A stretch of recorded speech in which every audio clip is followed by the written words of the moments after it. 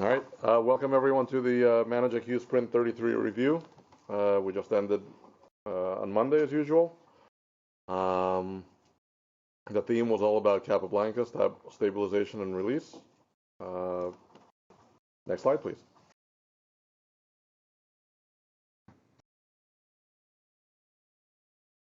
Okay, as usual, I'll go over the sprint statistics. Greg Blomquist will talk about providers. Greg Tanzillo will talk about the appliance score. Alberto will fill us in on the REST API. Dan will talk about the UI.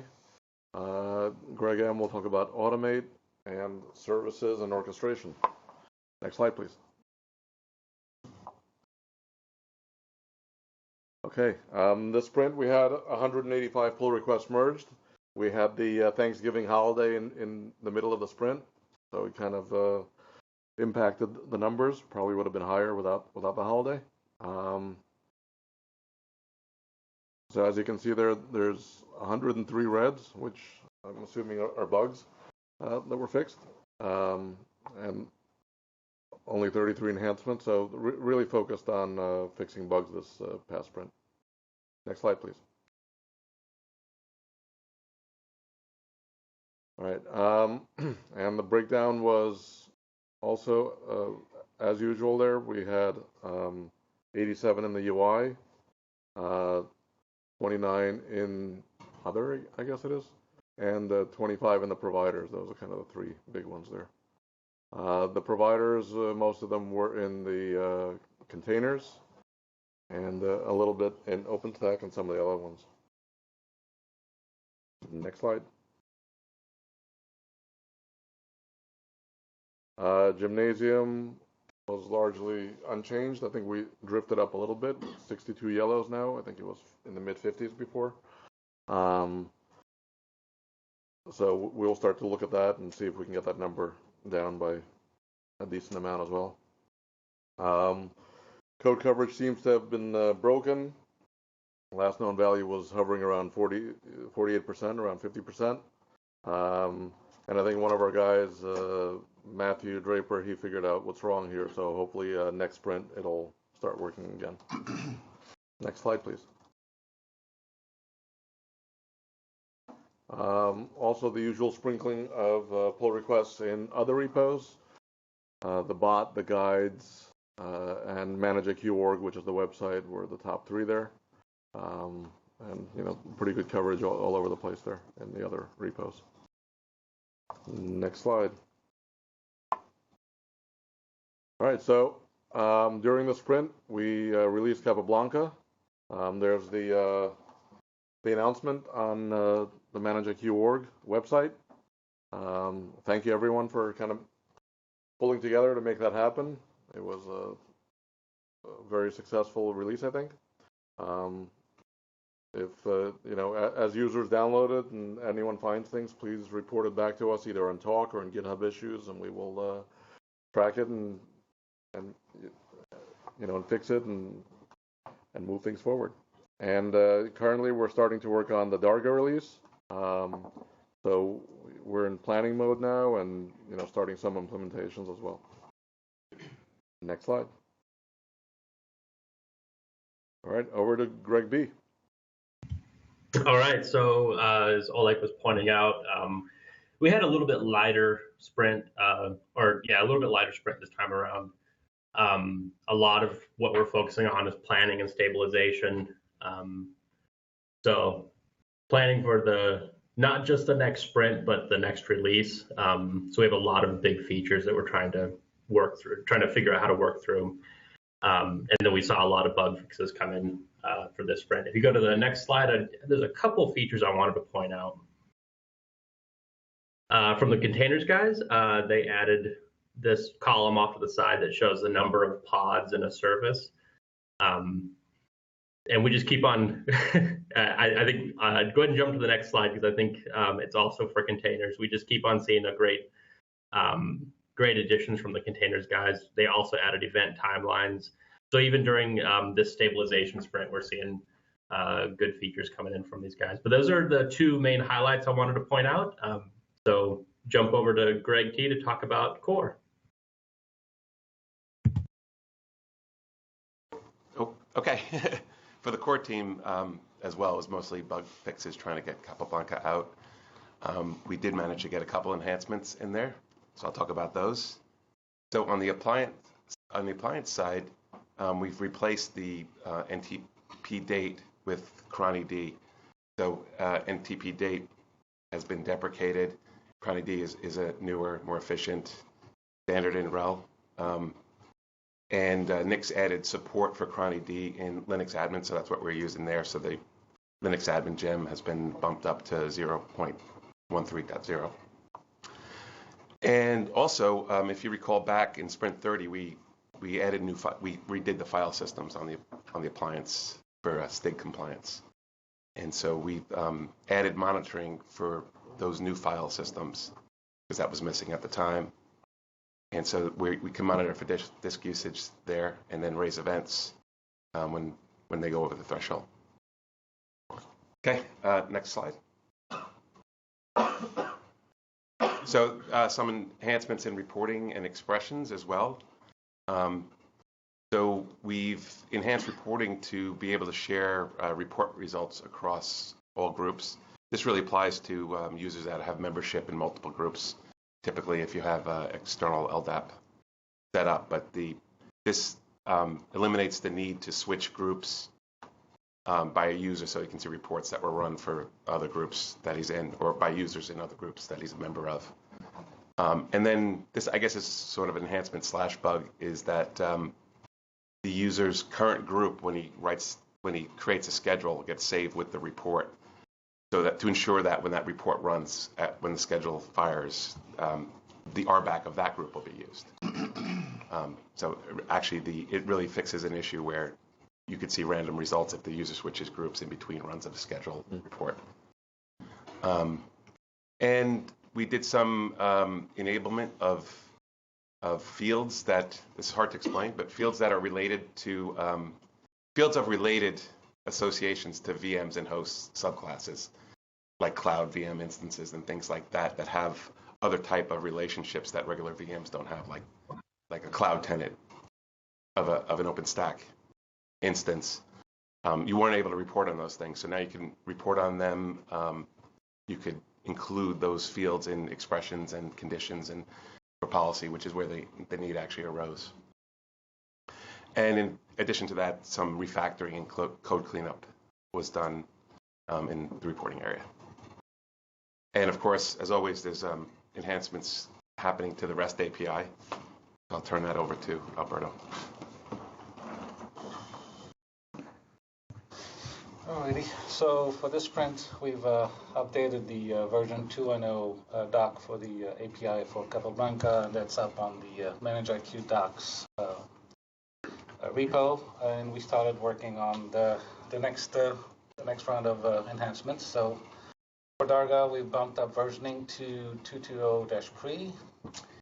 Let's see, next couple of enhancements that came in. We needed to add support for nil checks in the filtering that was needed for SSUI. So you can either, as long as the value is an uncoded string nil or null, that's taken as nil check. So you can see the examples here. The next one was the enhanced logging. We really didn't have a good handle on how long things took and who was doing requests. So we've updated the log API log to kind of give us the authorization authentication information, the request itself, the request size, and the response, of course, response size and HTTP status, time taken, all that goodness. So off to next slide, please. Alrighty. So one of the asks for the SSUI is there was no way to get information about the authenticated user. So one thing we did is in the main entry point is we now return an identity hash. So that gives you information on the user that authenticated that request. So things of use would be, for example, in a future SSUI, you'll be able to have information about the groups of the user, so you can enhance it and be able to select your group, for example, in in subsequent REST API calls and stuff like that. And you have your authorization information too, how a user is authenticated here. Next slide, please. Okay, so in this print we've added CRUD for groups, and again, can create it via standard posts to the group's collection or via the create action signature, supporting the role and tenant in there,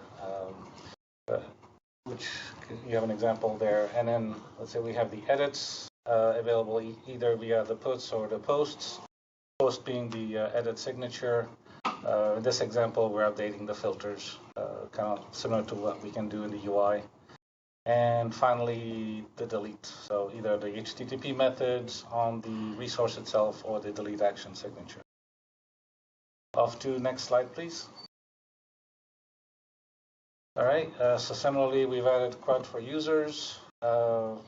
Same type of signatures here. We have the posts on the API users selection, user ID, name, password, and of course the group membership. And updates, in this example, we're updating an email address, for example, either puts or posts, and same thing with the deletes on the resource. Next slide, please. All right, we also have a couple of cool enhancements from Tim. That was an ask from the field to be able to update the password of a host. And in here, we support the same signature as we do for the providers. So you have the credentials hash that can be passed in. And we're starting to add additional actions to the VM resources. And in this case, we added the requirement action, similar signature to what we do for the services. So you can retire now or retire in future, the date and number of days and warning. And that's it for the APIs. Next slide. Then. So you can see here the number of PRs we merged in the UI group, and heavily skewed towards bugs. Probably several of those, or quite a few of those, were self-inflicted from all the refactoring we've been doing, but that's helping clean up the last release, so that's good. Couple items of new functionality I just wanted to point out. Being able to see the automate domain versions that are now available in case you're running an older version, as well as download support for file system contents. So next slide. So inside automate, if there is a difference in the version you're running and another version that's available that has been put into the appliance, it'll tell you so that you're aware that you're running an older version, and it doesn't force you to upgrade to it because you may have dependencies on the older version. So just want to make sure you know about it.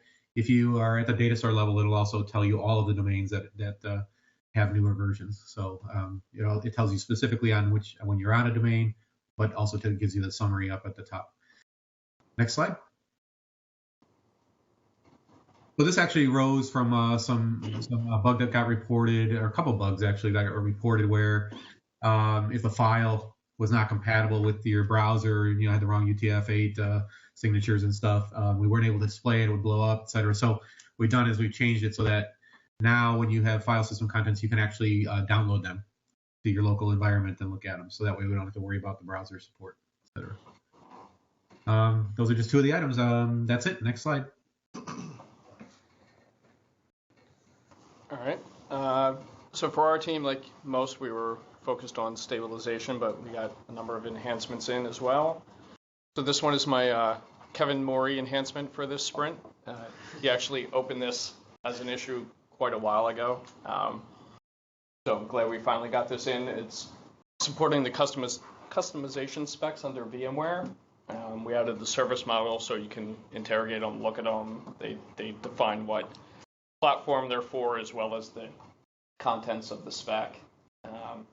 So we added an eligible customization spec method in Automate, which we have for a lot of the elements that are exposed in the dialogues to allow you to see what's available, and it pre-filters that for you. And we've had set customization spec for quite a while, but it was driven completely off a name. So now that's been updated that you can pass it the new service model that's defined or the name, and the logic flows the same under that. So just a quick example at the bottom where you can, loop over the specs, find the one you want, and pass it in the set customization. So that, I know, like I said, that's been an enhancement that was asked for a while ago, and a number of requests to get that in. So glad we finally got that in. Next slide, please. So this one isn't as much an enhancement as it was an issue that came in where, if you look at the kind of upper string example, when we call create provision request from Automate, this all kind of started as APIs being called through the SOAP layer, and we kind of cheated a little bit and just used strings instead of creating official objects for everything, and then just parse them by the pipe symbol. Well, eventually somebody came along and said, well, I actually have a pipe symbol in my string, and now it's not parsing correctly and it fails. Well, as it turns out, Alberto, as part of the REST API work, was accepting the hashes through the REST API, and we were able to just call it with that. So this has actually been in there for a while and usable. It just nobody was really aware of it. So I realized as I was putting this slide together, I need to make a talk topic out of this, so I'll do that over the next day or two. But I just took an example that I had, I think, from the issue, and highlighted the one area where we take these additional values and just pass it through so Automate can deal with them. And if we get each key value and join them with a pipe and blah blah blah, it's all kind of ugly. And now you're just passing hashes through. A lot cleaner. And if you go to the next slide, please. I just stumbled upon this morning that I had from when I was playing with this and testing a little bit. Is it's a lot nicer than kind of all the string manipulation we were doing before to set up these hashes, and it's a lot easier to read. So we've actually put in a deprecation warning for the string version. We'll eventually want to remove that, but going forward, the hash syntax is the preferred method. So, next slide. Oh. And then this was a talk topic that came out, which when you're provisioning orchestration stacks through services, and you went and looked at the service and there was no VMs identified as being part of that service. So two things kind of got fixed here. One is from a nested stack point, similar to how we do normal services and VMs, we want to bubble up all of the VMs that are created for that entire service. A stack can have nested stacks underneath it. So that top level stack is now going to show you all of the VMs that were generated by creating that stack. And then we also have access to the direct VMs, and we've made the similar changes for security groups and cloud networks. And then you'll see this also on the stack summary page. So I have a couple of screenshots in here just to show what this looks like. So next slide. So, sorry, that's kind of small, but the text is actually this stack defines as creating a single element, but it actually has nested items underneath. So the result instances that you're going to get out of this are 3. And then next slide shows it from the service perspective. So this is the before, where you've ordered the stack, created everything just fine, and you have no indication whatsoever. So the next slide is what it'll look like now. So now you start to get your data in, and this is all accessible in Automate as well. You would be able to access these through the service and orchestration stack. Oh, that's it. Next slide. All right. That kind of wraps up this sprint demo. The next sprint review is in 4 weeks, not 3 weeks, due to the Christmas New Year holiday. So we'll do the next one on January 6th. Thank you, everyone.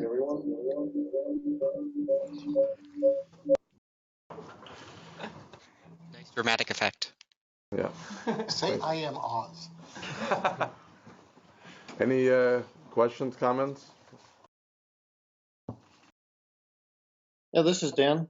I think it was Greg was talking about switching from NTP date to another Library. I didn't catch the name of the other library. Crony D. Yep. Crony V? D. D. Like a demon. Yeah. It's like Ah, there we go. Okay. Thank you.